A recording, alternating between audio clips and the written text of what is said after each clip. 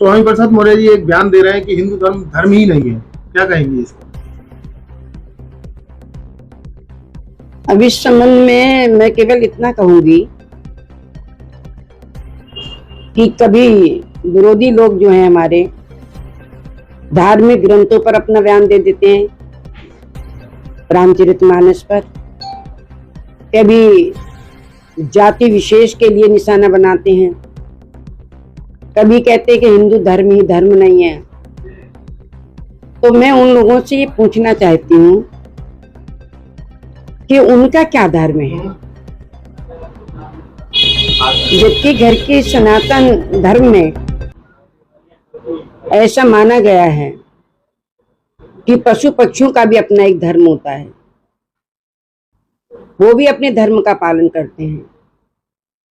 और मानव होकर जो हिंदू धर्म है, जो हमारा विश्वास है, जो हमारी आस्था है, जो हमारा एक संकल्प है, जो हमारी मर्यादा है, जो सद्वृत्ति का ये सदग्रंथ है, उसके लिए कहते हैं धर्म नहीं है।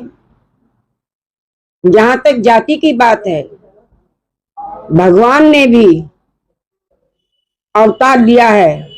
एक मैं आपको एक पंक्ति बताना चाहती हूं जिसमें कहा गया है, सुर संत होती हमारे विपक्ष के लोगों ने, तो उनको ये लाइन याद अगर आ गई होती कि विप्रधेन सुर संत हित लीन मनुज अवतार, कि भगवान ने भी विप्र माने ब्राह्मण, देवता, संत और गौ माता, इनकी सुरक्षा के लिए भगवान ने स्वयं में अवतार लिया है। लेकिन जब इस ना गौ को माने, ना ब्राह्मण को माने, न देवताओं को माने, न संतों को माने, तो ऐसे व्यक्तियों के जीवन के बारे में क्या कहा जा सकता है, ये आप स्वयं सोच सकते हैं। क्या लगता है आपको किसी बड़े नेता के इशारे पर ये इस तरह से बयानबाजी देते हैं? पहले रामचरितमानस पर भी इन्होंने बयानबाजी करी। बड़े नेता खुद में हिंदू हैं, हिंदुओं की सारी रीतियों को निभाते हैं, और कोई भी किसी के कहने से इस प्रकार के बयानबाजी नहीं कर सकता जब तक कि उसकी मानसिकता में खुद में ये चीजें ना आए। स्वामी प्रसाद एक तरफ से हिंदू धर्म को ही नकार रहा है, कोई कार्रवाई होनी चाहिए इन पर। मैं किसी का नाम नहीं लेना चाहती, लेकिन मैं इतना बताना चाहती हूँ कि सबका अपना एक धर्म होता है और उस धर्म के आधार पर व्यक्ति अपने जीवन का निर्वाह करता है। शेर का जो पशु है उसका भी एक धर्म है कि अगर उसके आगे फलार रख दिया जाए तो वो उसको खाएगा नहीं। उसका जो धर्म ये है कि जिस तरीके से मौर्य टिप्पणी लगातार कर रहे हैं, वो कह रहे हैं कि हिंदू धर्म धोखा है, क्या ये माना जाए कि एक विशेष समुदाय को प्रभावित करने के लिए, वोट बैंक में बदलने के लिए ये बयान दिए जा रहे हैं? क्या देखो, विशेष समुदाय अब इतना नादान नहीं रहा है जो इस प्रकार से अगर कोई ये कह दे कि हिंदू धर्म नहीं है या इस्लाम धर्म नहीं है तो एक दूसरे की बात को कोई विश्वास कर ले। ऐसा नहीं है, कोई किसी, सब जान गए हैं कि ये राजनीतिक वक्तव्य है और खुद के लिए एक अपनी प्रसिद्धि पाने के लिए इस प्रकार के वक्तव्य दिए जाते हैं। एक बड़ा सवाल ये भी है कि उनकी पुत्री जो है, इनको सांसद है बदायूं से, बीजेपी में है और वो बीजेपी को लेकर लगातार निशाना साध रहे हैं। तो क्या माना जाए कि ये सिर्फ एक सियासी सवाल है, या अगर उनको उससे परहेज है बीजेपी से तो उनको भी क्या कहना चाहिए उनके सांसद? जहां तक उनकी बेटी का प्रश्न है, वो खुद सांसद है हमारी भारतीय जनता पार्टी की। वो जानती हैं कि ये संविधान धर्मनिरपेक्ष है, इसमें जाति, धर्म, वर्ग, संप्रदाय सबके लिए समानता दी जाती है और भारतीय जनता पार्टी संविधान के आधार पर चल रही है। संविधान में किसी व्यक्ति विशेष के लिए महत्व न देकर सबके लिए समानता के आधार पर देखा जाता है। और इसमें वो समझदार हैं, वो ये समझती हैं कि भारतीय जनता पार्टी के अलावा दूसरा कोई विकल्प नहीं है कि वो सांसद रहें।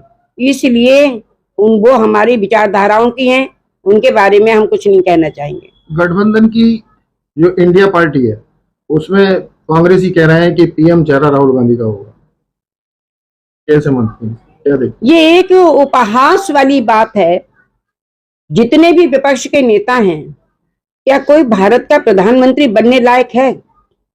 क्या आज जितनी ख्याति प्राप्त की है हमारे माननीय प्रधानमंत्री जी ने, क्या स्वप्न में भी ये सोच सकते हैं?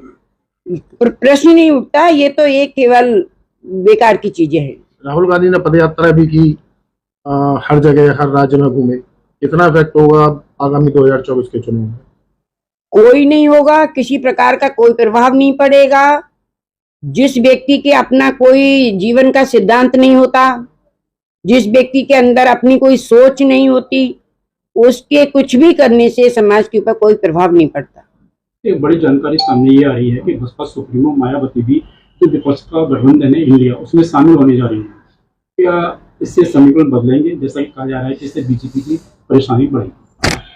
कोई कितना भी शामिल हो जाए, माननीय प्रधानमंत्री जी का कोई विकल्प नहीं है। 2024 में हमारी सरकार बनेगी और एकदम अच्छी वाली सरकार बनेगी। पहले से ज्यादा सीटें हमारे पास हैं। मायावती और सपा में छत्तीस का हमेशा सदैव आंकड़ा रहा है, लेकिन अब वो उसमें शामिल होने जा रही है, क्या माना जाएगा? कोई शामिल हो ले, कोई भी शामिल हो ले, इसमें कोई फर्क नहीं पड़ता हमारे पर। जो जितने ज्यादा शामिल होगा उतना ही वो कमजोर दिखाई देगा, हम लोग मजबूत बनेंगे। मायावती का रूप बदला हुआ रूप सामने आ रहा है, क्या कहेंगे? नहीं, हम किसी के रुख के बारे में नहीं कहना चाहते। हम इतना कहना चाहते हैं कि 2024 में हमारी सरकार बनेगी और माननीय नरेंद्र मोदी जी पुनः प्रधानमंत्री बनेंगे।